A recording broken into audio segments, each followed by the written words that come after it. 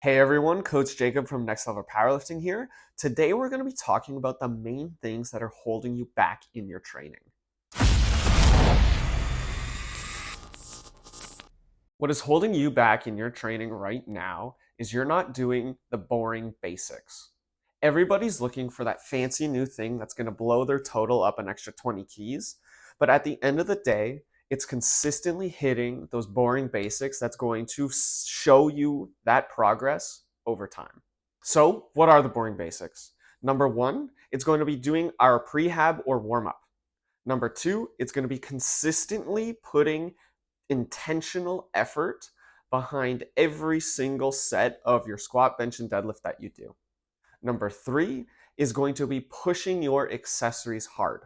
Number four is going to be ensuring proper recovery. And then number five is going to be your nutrition. We're going to break down each one of these things further.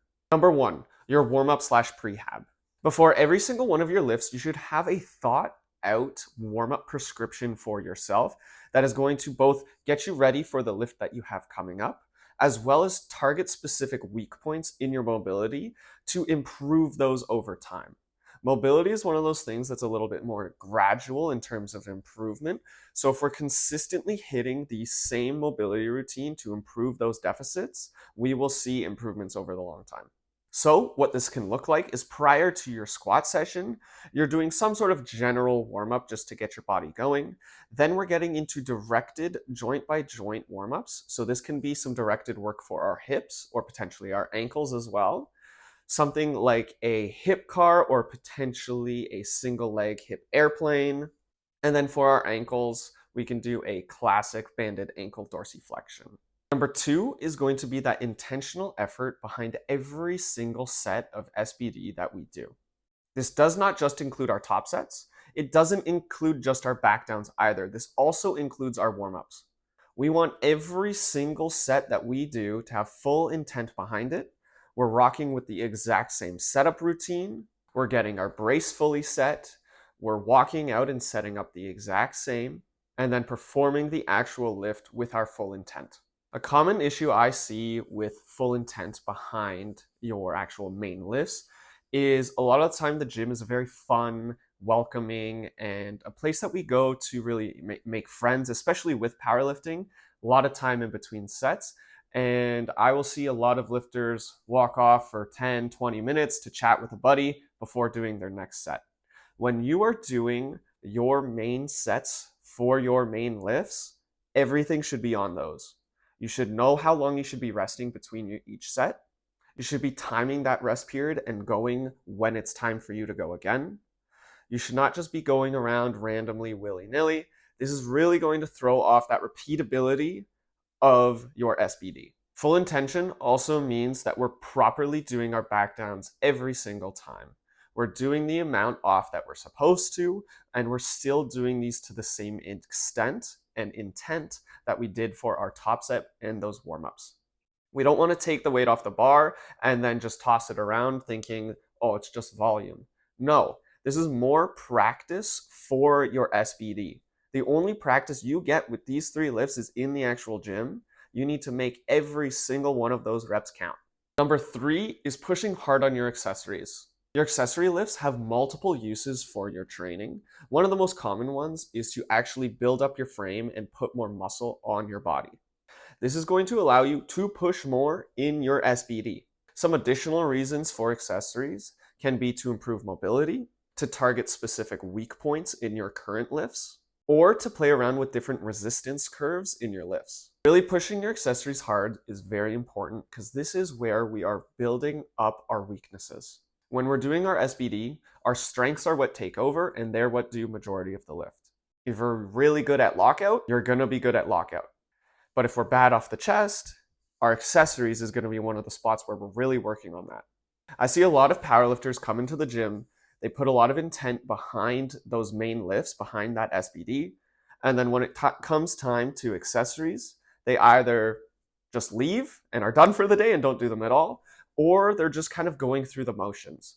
They're just saying, oh, I did my bicep curls, oh, I did my machine chest press, but realistically, they did not try. They went through the motions, They were physically there, but mentally, they didn't care. We want that same intent to be with those accessories as we do for every single lift. Number 4 is going to be ensuring proper recovery. This is essentially managing our externals. There are a couple main categories for this, one of which is number 5, nutrition. But we also have sleep, stress, and general energy levels. The number one thing for us for recovery is going to be our sleep. You should be prioritizing your sleep in your daily life because this is what allows for the recovery for the body. If you're putting all this effort in the gym and then you have shit sleep, we're losing so much of the progress that we could have if you just slept an additional 2 hours. There's so many different things that surround sleep with how to best optimize it and all that sort of thing that we could do a whole separate video on that, but we're going to cover kind of the main things right now. Number 1 is just getting sufficient sleep. This is number 1 priority, is sleeping long enough. Aim for 7 to 8 hours. Number 2 is trying to be consistent with that sleep time. So trying to go to bed around the same time and wake up around the same time. And lastly would be having some sort of wind down and wake up routine surrounding your sleep. So 30 minutes or so before you go to bed, have the same sort of wind down routine to get your body ready to go to sleep. This will help improve quality of sleep. And then having some sort of morning routine for when you first get up to get yourself ready for the day. Our next one is going to be stress. Stress can show up in multiple ways. This can be physical or mental stress. With our training, we are most likely taking on a decent amount of physical stress. So it's really important for us to make sure we're managing that mental stress as well. It's a good idea to have some sort of method or routine that you can implement if you notice that your stress levels are getting a little too high in your daily life, that you can use to try to bring those back down. Whether that is reading, mindfulness, meditation, or going on a walk, training even, it's important to have at least one tool that you can use to help reduce those stress levels. The third thing we talked about was energy levels. This is very much going to be related to the first two that we talked about, as well as your nutrition. So your sleep, your stress levels, and your nutrition will all play a pretty big factor into what your actual energy levels are. Lastly, number 5 is going to be nutrition. Nutrition is a big part of powerlifting because we are a weight class sport.